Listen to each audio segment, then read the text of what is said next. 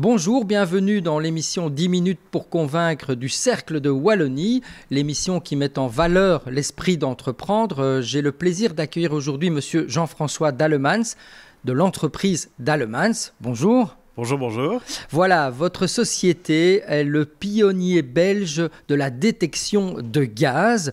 Vous allez nous en dire un peu plus, ça semble un peu nébuleux.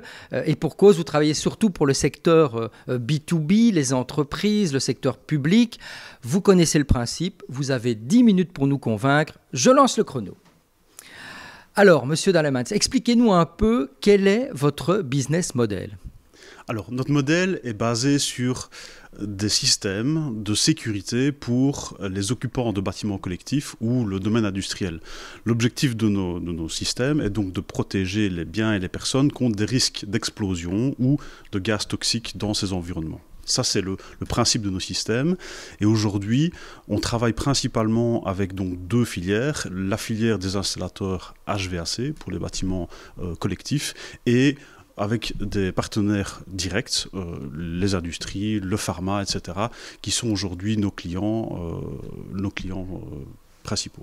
Alors, c'est une entreprise familiale qui est basée à Rémicourt, c'est entre Liège et Waremme.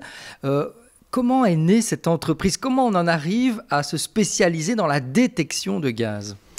Alors, c'est une histoire de famille parce que mon père, dans les années 80, est un ingénieur de Gram qui décide de se lancer comme jeune indépendant. Et donc, seul dans son grenier, il décide de monter son premier système à ce moment-là. C'est un peu l'Eldorado dans les années 80 de l'électronique. Et donc, ça fonctionne et le marché, finalement, émerge en fait au même moment. Et donc, pendant une trentaine d'années, il développe l'entreprise et me cède le flambeau ici dans les années 2010. Et depuis 10 ans, on continue à développer l'activité sur le site de Rémicourt et on continue la croissance et l'ambition de mon père depuis ce moment-là. Un de mes frères m'a rejoint aussi depuis lors, donc c'est vraiment une histoire familiale et je veux dire une belle continuité qui s'annonce.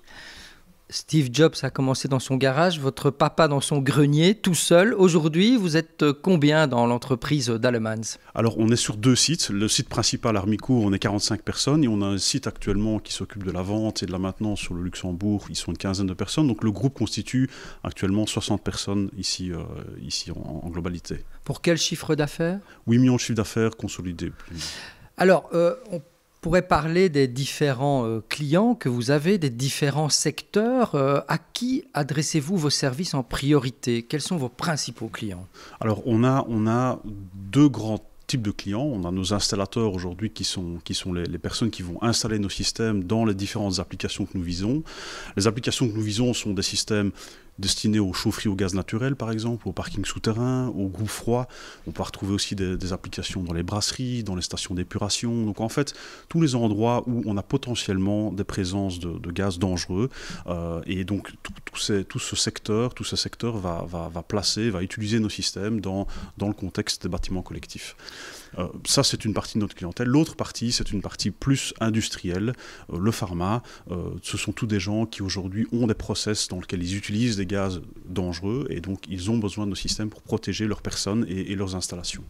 Mais aussi des entreprises qui louent vos services pour détecter d'éventuelles fuites de gaz. Je pense que vous avez quelques banques dans votre portefeuille client. Vous avez aussi des hôpitaux, des stades. En effet, on travaille beaucoup donc aussi avec des acteurs qui ont aujourd'hui un réseau de bâtiments collectifs et donc qui souhaitent travailler avec un partenaire comme nous pour sécuriser leurs installations. Donc on a l'occasion de travailler avec des banques, avec la grande distribution alimentaire, etc.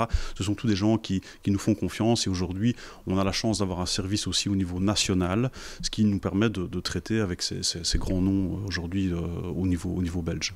Donc par exemple, moi je suis un acteur de la grande distribution, j'ai peur qu'il y ait une fuite de gaz dans mes supermarchés.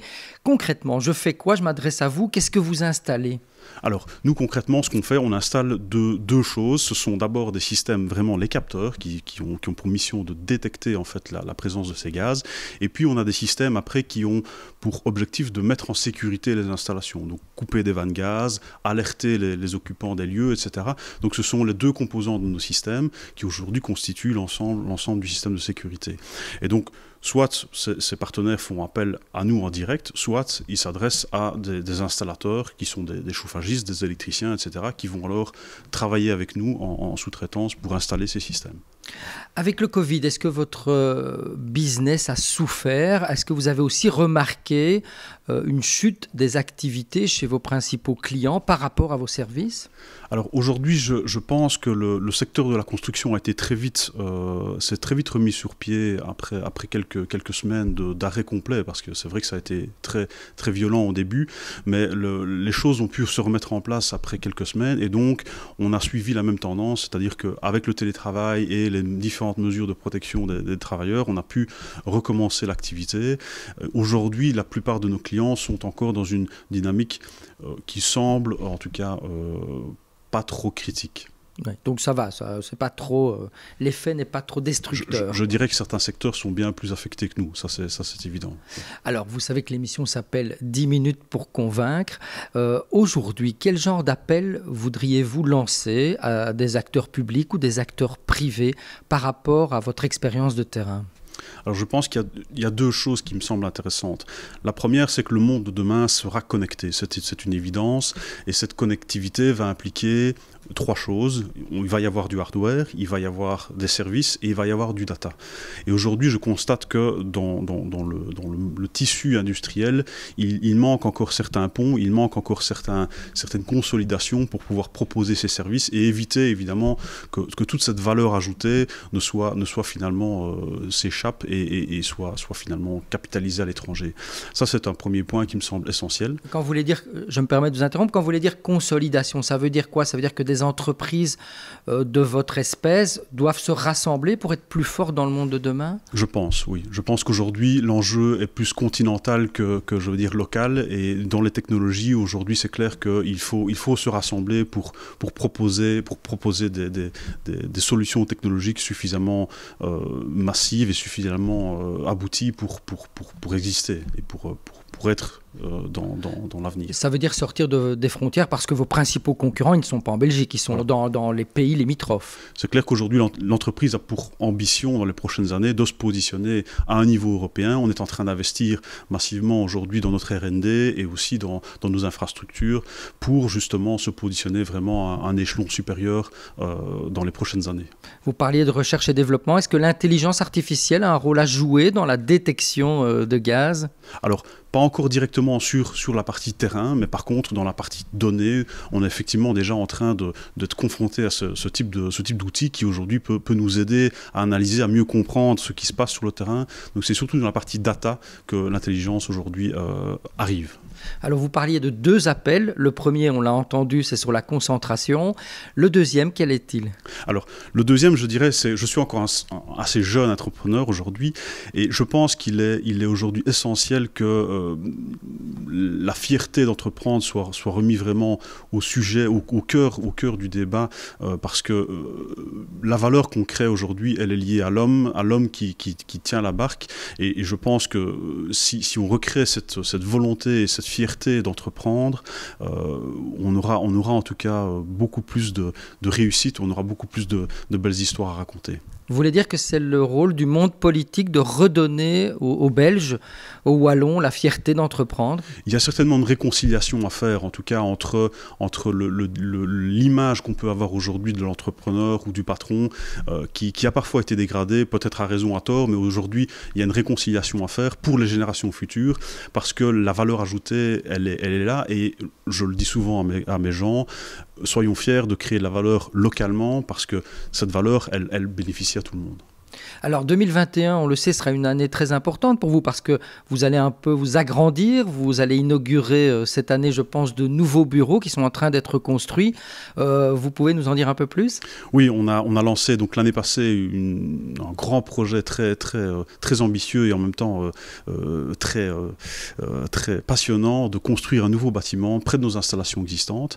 Et donc cette installation va vraiment nous permettre d'avoir une capacité doublée par rapport à ce que nous sommes actuellement pour vraiment préparer cette ambition stratégique de devenir un vrai acteur européen, en tout cas de se positionner sur la carte européenne, tout en restant un acteur liégeois et un acteur local ici, wallon, à Remicourt, donc à la frontière linguistique aussi, c'est-à-dire on a vraiment une vision aussi très nationale de notre métier. Un bâtiment qui sera très vert avec des panneaux photovoltaïques, avec un toit végétal. C'est important aujourd'hui en tant qu'entrepreneur de marquer le pas et dans le développement durable. C'est évident qu'aujourd'hui, c'est une tendance, mais c'est surtout une volonté, je pense, interne aussi de la part du personnel et de ma part aussi, de s'inscrire là-dedans. Et donc, tous les choix que nous avons faits dans ce bâtiment ont été faits dans cette direction, y compris le partenariat que nous sommes en train de mettre en place avec Natagora pour l'aménagement de nos abords, etc.